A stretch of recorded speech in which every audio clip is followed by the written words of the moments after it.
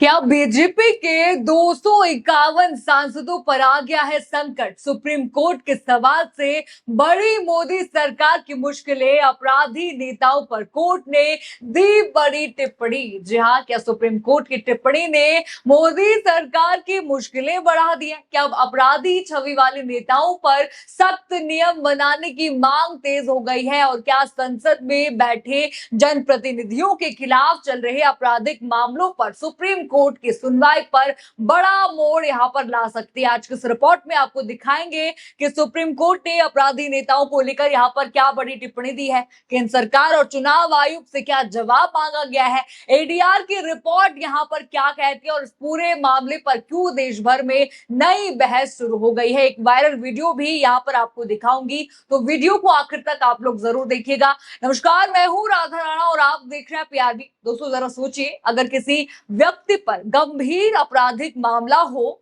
तो उसे सरकारी नौकरी तक इस देश में नहीं मिल सकती, लेकिन वही व्यक्ति चुनाव लड़कर सांसद, विधायक, मंत्री और सरकार का हिस्सा बन जाए। क्या यही इस देश का लोकतंत्र है? यही सवाल अब देश की सबसे बड़ी अदालत ने भी उठा लिया है और इसी वजह से राजनीति में बड़ी हलचल मच गई है। कहा जा रहा है कि सुप्रीम कोर्ट की टिप्पणी ने मोदी सरकार की मुश्किलें बढ़ा दी, क्योंकि अब सवाल सीधे उन नेताओं पर उठ रहा है जिन पर आपराधिक मामले दर्ज हैं। दोस्तों, इस वक्त की सबसे बड़ी खबर सुप्रीम कोर्ट से सामने आ रही है, जहां राजनीति के अपराधीकरण को लेकर अदालत ने बेहद ही अहम टिप्पणी की है। जरा ये बड़ी हेडलाइन आप स्क्रीन पर देखिए। अपराधी सरकारी नौकरी नहीं कर सकता तो दोषी नेता चुनाव कैसे लड़ सकता है? Supreme court.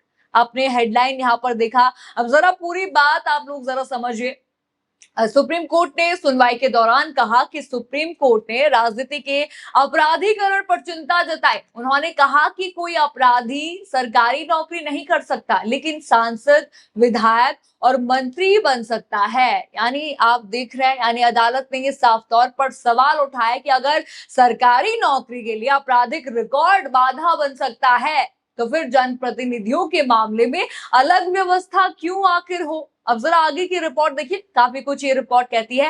रिपोर्ट देखिए, सुनवाई के दौरान जस्टिस दीपांकर दत्ता और जस्टिस मनमोहन की पीठ ने इस मामले में भारत के अटॉर्नी जनरल से सहायता यहां पर मांगी है। साथ ही केंद्र सरकार और चुनाव आयोग से भी 3 सप्ताह के भीतर जवाब मांगा गया है। आपने रिपोर्ट यहां पर देखी, यानी कि फिलहाल सुप्रीम कोर्ट ने कोई अंतिम फैसला भले ही यहां पर नहीं दिया है, बल्कि सरकार और चुनाव आयोग से उन्होंने पक्ष मांगा है, जवाब मांगा है। अब जरा पूरा मामला आप विस्तार से समझिए।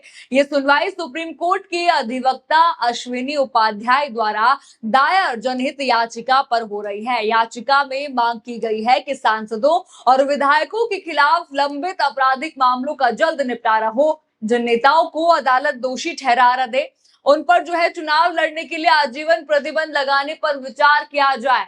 रिपोर्ट आप यहां पर देख चुके हैं। यानी फिलहाल ये एक मांग है जिस पर सुप्रीम कोर्ट सुनवाई कर रहा है। इस पर अभी कोई अंतिम आदेश अभी नहीं आया है। चलिए अब बताती हूँ कितने नेताओं पर इस देश में जो है केस दर्ज हुए हैं। आप जरा इस रिपोर्ट पर, बड़ी रिपोर्ट ये है, नजर डालिए। 543 में से 251 सांसदों पर आपराधिक मामले एसोसिएशन फॉर डेमोक्रेटिक रिफॉर्म्स यानी कि एडीआर की रिपोर्ट के मुताबिक वर्तमान 18वीं लोकसभा के 543 सांसदों में से 251 सांसदों पर आपराधिक मामले दर्ज हैं। यानी ये काफी बड़ा आंकड़ा है। यानी लगभग 46% सांसद किसी न किसी आपराधिक मामले का सामना कर रहे हैं। रिपोर्टों के अनुसार 2019 की तुलना में ऐसे सांसदों की संख्या और प्रतिशत दोनों बढ़े हैं।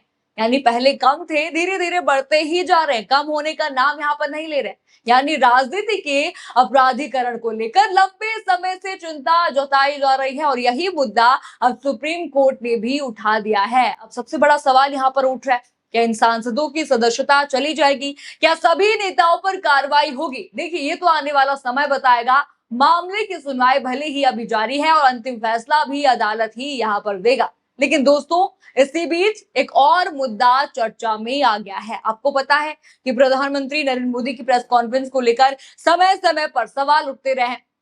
देखिए, कहा हमेशा यही जाता है कि आज तक उन्होंने कोई भी प्रेस कॉन्फ्रेंस जो है, अनस्क्रिप्टेड प्रेस कॉन्फ्रेंस जो है यहाँ पर नहीं की है। ये सवाल काफी दिनों से चर्चा में है। इसी बीच देखिए राजदूत टंडन का एक बयान सामने आता है, वो सफाई देते हुए नजर आते हैं। जरा उनकी ये वीडियो आप देखिए। Prime Minister Modi is a quintessential Indian politician. By and large, Indian politicians favor direct, contact with their electorate. And you must remember that the Indian electorate are predominantly rural folk. They want direct contact. They don't like being spoken down to. They don't like being spoken to through intermediaries. And Mr. Modi has perfected the art of direct contact with his electorate, and he seems to be doing a rather good job of it since, he's been elected now. He's in his third term. He's one of the longest serving prime ministers in our country. देखा आपने video में वे कहते हैं कि भारत की ज्यादातर आबादी ग्रामीण है, वे सीधे भाषण पसंद करते हैं, ये उन्होंने कहा। देखिए भला ये कैसी बात हो गई। देखिए ऐसे ही तो इंटरनेशनल पत्रकार मजाक नहीं उड़ा रहे मोदी जी का कि आप जो है unscripted press conference Modi ji नहीं करते हैं, यानी कि अगर करेंगे कोई कॉन्फ्रेंस तो उसमें बने बनाए सवाल होंगे। लेकिन देखिए इस पर जवाब क्या आता है कि भारत की आबादी ग्रामीण है, वो सीधे भाषण पसंद नहीं करते। बताइए ये भी कैसी बात यहाँ पर हो गई। इस बयान के बाद वरिष्ठ पत्रकार रवीश कुमार ने सोशल मीडिया पर प्रतिक्रिया यहाँ पर दी है। जरा वो ट्वीट आप देखिए। उन्होंने तंज कसते हुए लिखा कि तो जनता ने मना किया था कि प्रधानमंत्री प्रेस कॉन्फ्रेंस करे। उन्होंने तंज यहाँ पर कसा है, गांव वालों के कारण पीएम प्रेस कॉन्फ्रेंस नहीं कर रहे, बाकी राहुल गांधी, ममता बनर्जी और अखिलेश यादव को जनता ने प्रेस कॉन्फ्रेंस करने से मना नहीं किया। ट्वीट आपने यहाँ पर रवीश कुमार का देखा, यानी साफ कहा इन्होंने कि जनता राहुल गांधी की भी तो प्रेस कॉन्फ्रेंस देखती है, या क्या आपको ही सिर्फ इन्होंने जो है जनता ने मना किया है। यानी इस बयान को लेकर भी सोशल मीडिया पर अलग अलग तरह की प्रतिक्रियाएं सामने आ रही हैं। देखिए आपको पता ही है कि देश के कई प्रधानमंत्री यहाँ पर रह चुके हैं, सब प्रेस कॉन्फ्रेंस दे चुके हैं, जनता के बीच आते हैं। जब भी विदेश दौरे पर जाते थे तो वहां से आकर हमेशा प्रेस कॉन्फ्रेंस करते थे, लेकिन अब ऐसा बिल्कुल भी नहीं है। कोई भी प्रेस कॉन्फ्रेंस जो है विदेश दौरे के बाद यहाँ पर नहीं होती है। लेकिन कहा अब ये जा रहा है, सफाई यहाँ पर दी जा रही है कि इसलिए नहीं हो रही है कि हमारा जो देश है वो ग्रामीण ज्यादा है, इसमें ग्रामीण लोग ज्यादा आते हैं। लेकिन देखिए पहले भी तो प्रेस कॉन्फ्रेंस हुई थी, क्या तब हमारा देश ग्रामीण यहाँ पर नहीं था?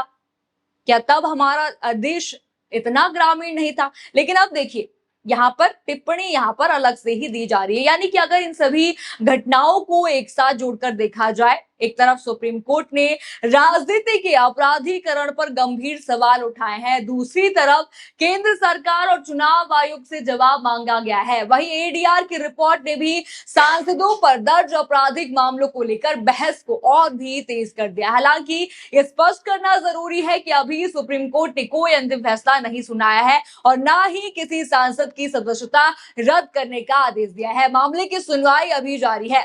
फिलहाल सबसे बड़ा सवाल यहाँ पर यही है, क्या सुप्रीम कोर्ट भविष्य में इस मुद्दे पर कोई बड़ा फैसला लेगा? क्या राजनीति के अपराधीकरण को रोकने के लिए नए नियम बनेंगे? और क्या संसद में बैठे जनप्रतिनिधियों के खिलाफ मामलों के जल्द निपटारे का रास्ता निकलेगा? आप इस पूरे मामले को कैसे देखते हैं हमें कमेंट सेक्शन में जरूर बताइए। खबर आपको पसंद आई हो तो वीडियो को लाइक करें, शेयर करें और चैनल को सब्सक्राइब करना बिल्कुल मत भूलिएगा और बने रहिए पीआरबी के साथ। धन्यवाद।